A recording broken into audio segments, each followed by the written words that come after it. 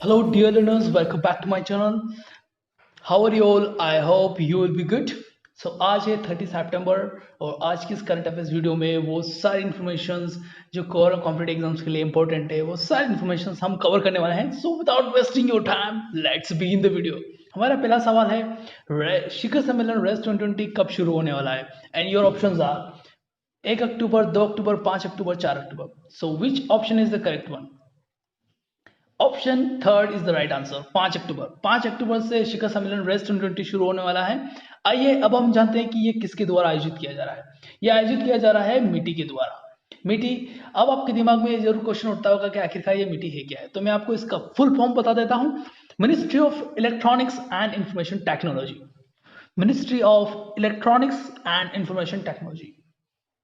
अब आपके दिमाग में ये सवाल भी जरूर उठता होगा कि आखिरकार इसके मिनिस्टर है कौन. तो मैं आपको बता देता हूं कि इसके मिनिस्टर है Ravishankar Prasad. Okay. Ravishankar Prasad is the ministry of electronics and information technology. अब आपके दिमाग में ये सवाल भी जरूर उठता होगा कि रेस 2020 का फुल फॉर्म है क्या. तो इसका फुल फॉर्म है responsible artificial intelligence for social empowerment 2020. ये कॉम्पिटेटिव एग्जाम्स में जरूर पूछा जा सकता है क्योंकि बहुत ही नया है. रेस क्या फुल फॉर्म बताओ. तो आपको जरूर लिखना है या याद रखना है और टिक करना है राइट ऑप्शन पर responsible artificial intelligence for social empowerment 2020. Okay. तो यह शिखर सम्मेलन कब से कब तक आयोजन किया जाना है. तो ये 5 अक्टूबर से स्टार्ट होगा और 9 अक्टूबर को खत्म होगा. ओके.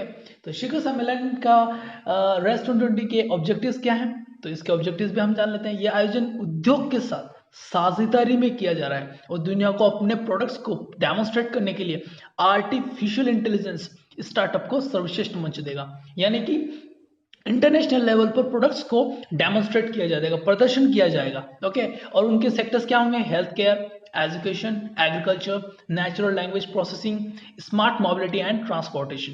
ओके. ये सेक्टर्स होंगे. Okay. Okay. Now let's move to another question. Hurun India के टॉप अमीरों की लिस्ट में सबसे अमीर भारतीय कौन है. तो ऑप्शन है आपके Hinduja brothers, Cyrus S Poonawalla, Mukesh Ambani, Ajit Premji. Which option is the correct one? Option third is the right answer.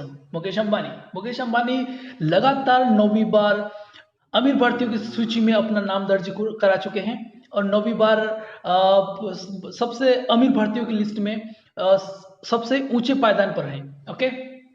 तो आइए अब हम देख लेते हैं पूरी लिस्ट. सबसे top ten richest people in India. Okay.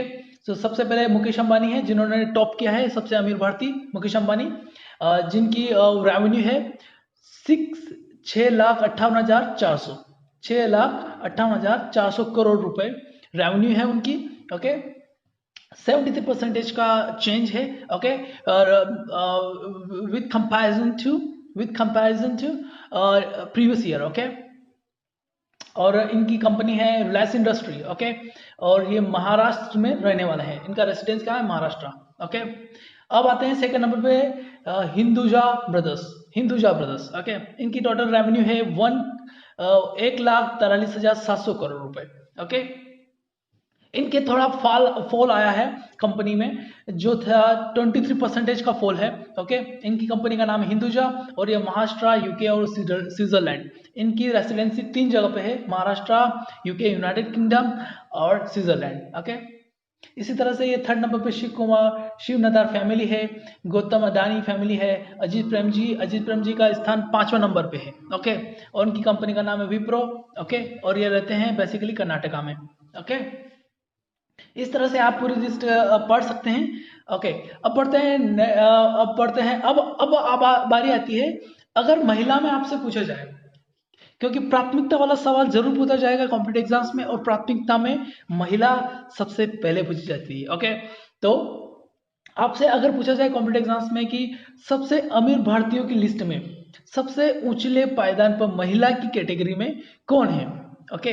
तो आपका आंसर होना चाहिए स्मिता वी कृष्णा.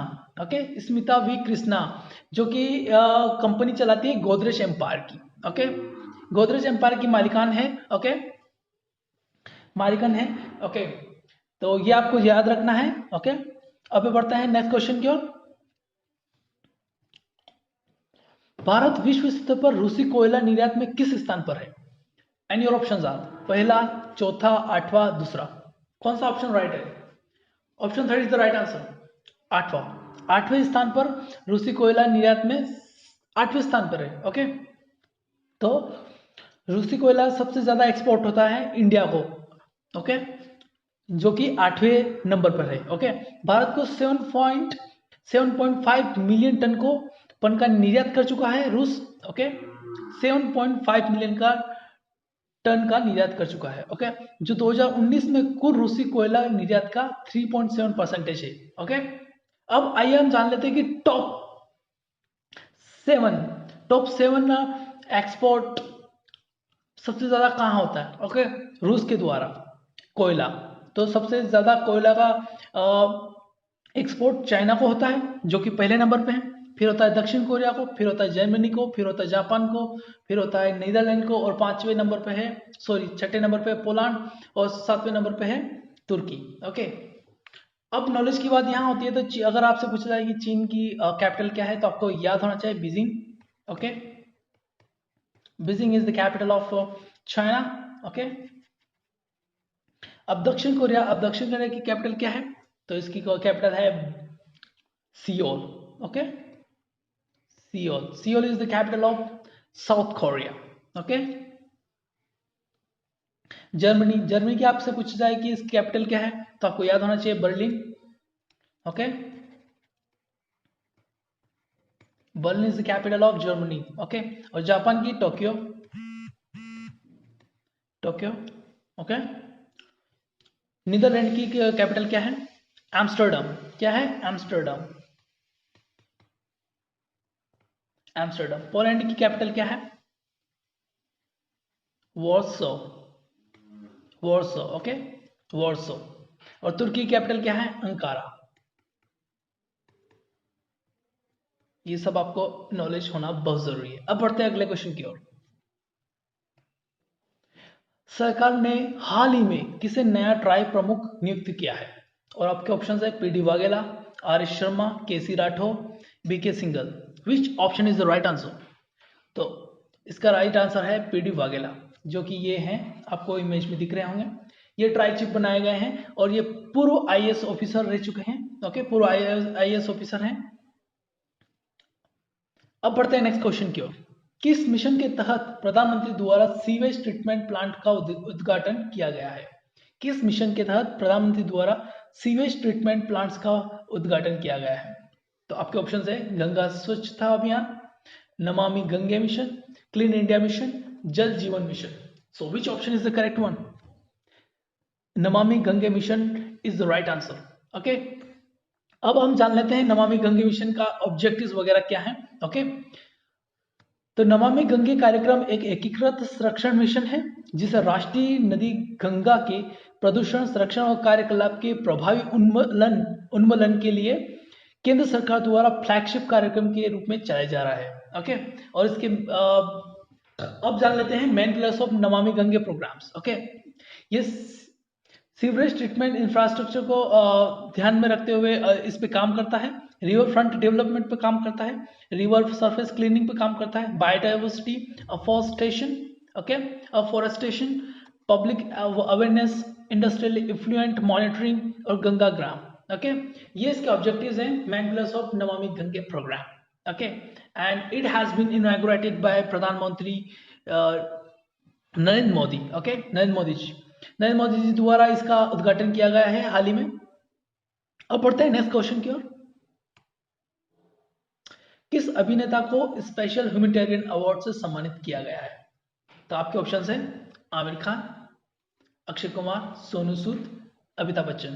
कौन सा ऑप्शन सही है? Sonu Sood is the right answer. Okay, आइए अब हम जान लेते हैं कि इस पुरस्कार के पात्र होने के लिए क्या क्या आवश्यकता होती है। तो नामांकन के समय एक ASCO होना सदस्य होना बहुत जरूरी है, जिसका फुल फॉर्म होता है American society of clinical oncology. Okay, इसका सदस्य होना बहुत जरूरी है स्पेशल ह्यूमैनिटेरियन अवार्ड के लिए। ओके, और उनके क्लिनिकल अनुसंधान और शैक्षिक जिम्मेदारियों के बाहर उपलब्धि और योगदान का एक लंबा रिकॉर्ड प्रदर्शित करें। यानी कि आपके पास एक रिकॉर्ड होना चाहिए जो क्लिनिकल इंस्टीट्यूशन और शैक्षिक जिम्मेदारियों के बाहर उपलब्धि, यानी कि आप एजुकेशनल रिस्पॉन्सिबिलिटी में किसी भी तरह का अचीवमेंट हो और कंट्रीब्यूशन होना बहुत ज़रूरी है इस अवार्ड के लिए। ओके, तो ये स्पेशल ह्यूमैनिटेरियन अवार्ड आखिरकार दिया किसके जाता है, किसके द्वारा दिया जाता है? तो यूनाइटेड नेशंस डेवलपमेंट प्रोग्राम के द्वारा दिया जाता है। Special humanitarian award United Nations development programme के द्वारा दिया जाता है। ओके, अब अगर आपसे पूछा जाए कि यूनाइटेड नेशंस डेवलपमेंट प्रोग्राम का हेडक्वार्टर कहाँ है, तो आपको पता होना चाहिए न्यूयॉर्क सिटी में। ओके, और इसके ऑब्जेक्टिव्स क्या हैं, ये किस किस पे काम करता है यूनाइटेड नेशंस डेवलपमेंट प्रोग्राम? लोकतांत्रिक शासन, ओके, लोकतांत्रिकता बनाने के लिए इस पे यूनाइटेड नेशन डेवलपमेंट प्रोग्राम की नज़र रहती है, जो कि इस पे काम करता है। गरीबी घटाना, संकट की रोकथाम और वसूली, पर्यावरण ऊर्जा, HIV एड्स, अभिनव भागीदारी के लिए हब, ओके, और मानव विकास रिपोर्ट। इन सभी पॉइंट्स पर यूनाइटेड नेशन डेवलपमेंट प्रोग्राम काम करता है।